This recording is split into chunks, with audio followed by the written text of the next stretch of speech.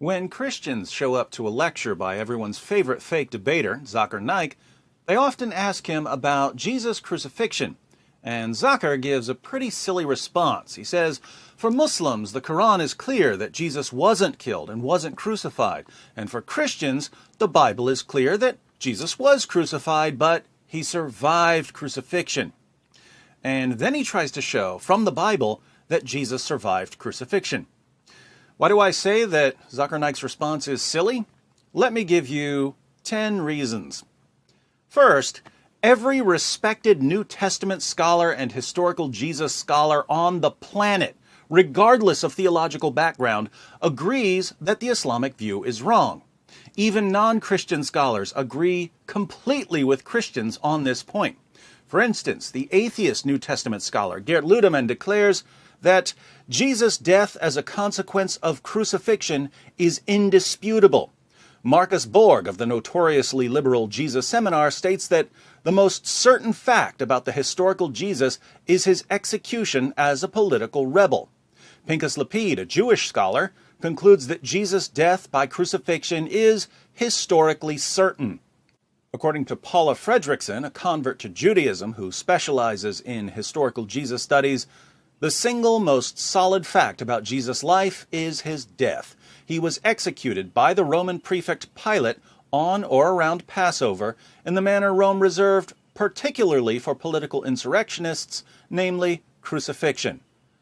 And since so many Muslims are becoming fans of Bart Ehrman because they think Ehrman agrees with them on anything, I should note that Ehrman writes, one of the most certain facts of history is that Jesus was crucified on orders of the Roman prefect of Judea, Pontius Pilate.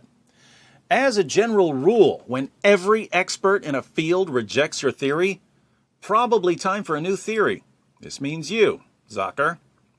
Second, all of our early sources declare that Jesus died by crucifixion. Even the sources Zakir Naik quotes when he's trying to deceive his listeners plainly declare that Jesus died.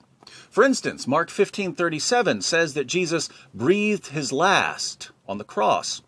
He obviously didn't breathe his last if he went on living. Matthew 27:50 tells us that Jesus yielded up his spirit. Luke 23:46 reads, and Jesus, crying out with a loud voice, said, Father, into your hands I commit my spirit. Having said this, he breathed his last. John 19:30 says that Jesus bowed his head and gave up his spirit.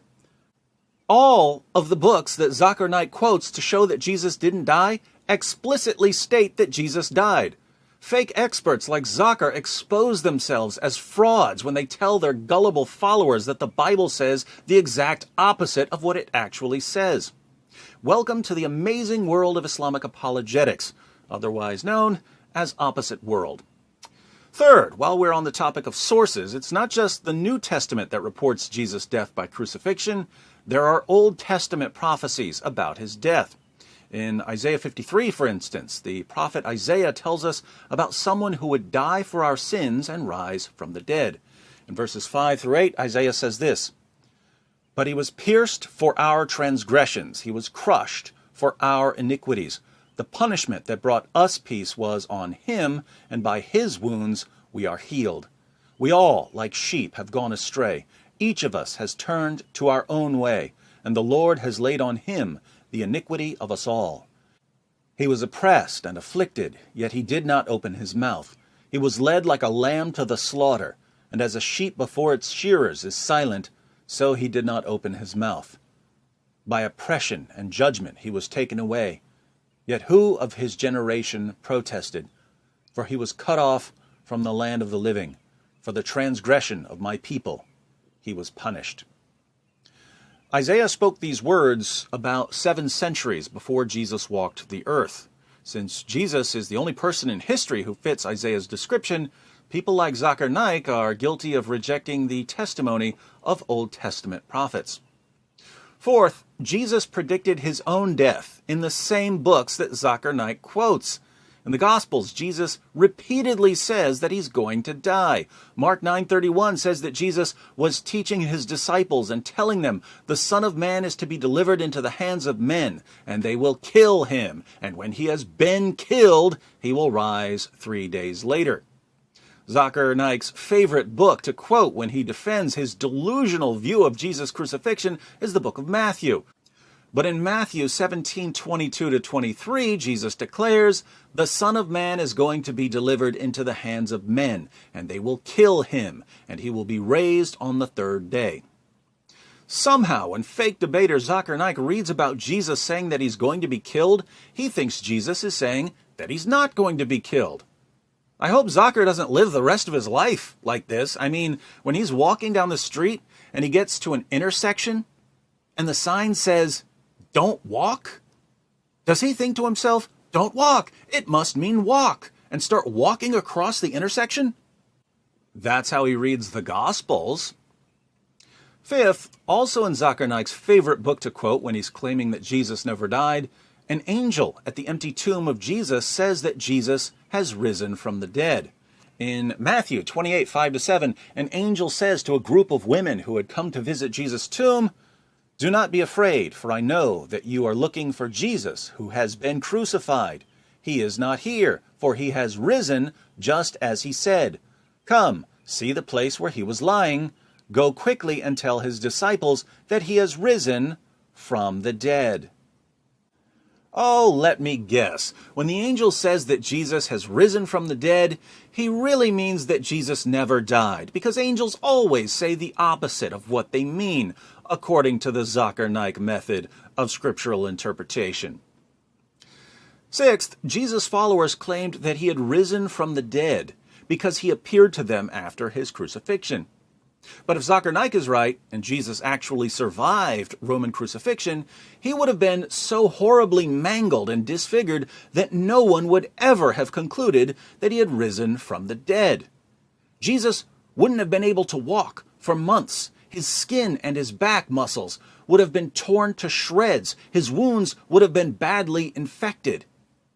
If Jesus had appeared to the apostles in that state, they would have been yelling for a doctor, not proclaiming his resurrection as the foundation of Christianity. Now, Zakir once studied medicine, so he should know this, unless, of course, he read his med school textbooks the same way he reads the Gospels, in which case, I'm glad he's not practicing medicine. Seventh, the traditional Islamic theory here is that Allah rescued Jesus by disguising someone else and having this other person crucified. The only appealing feature of this theory is that Jesus was rescued from harm. He wasn't crucified. The theory is flawed in every other conceivable way, but at least Jesus wasn't hurt.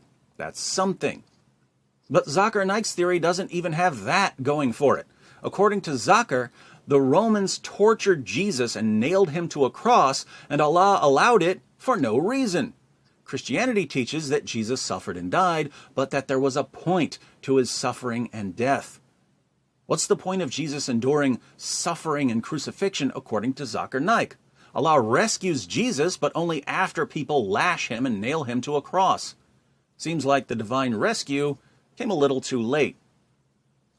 Eighth, if Zakir's view is correct, then everyone in the first century completely misinterpreted what happened. Jews, Christians, and Romans were all convinced that Jesus died on the cross, and yet Allah did nothing to correct this view. Jesus did nothing to correct this view. So by miraculously taking Jesus away after the crucifixion, Allah was leaving everyone in a state of error and ensuring that future generations would believe that Jesus died by crucifixion. Since Jesus' death by crucifixion is foundational to Christianity, Allah helped start Christianity by misleading people about Jesus' death. No wonder Zakir feels so comfortable misleading people. He gets it from his God. Ninth, think about how inconsistent Muslim apologists have to be in terms of methodology. Zakir goes to the New Testament to support his claims, but then he ignores all the verses that refute his claims. So what's his method when he reads the Bible?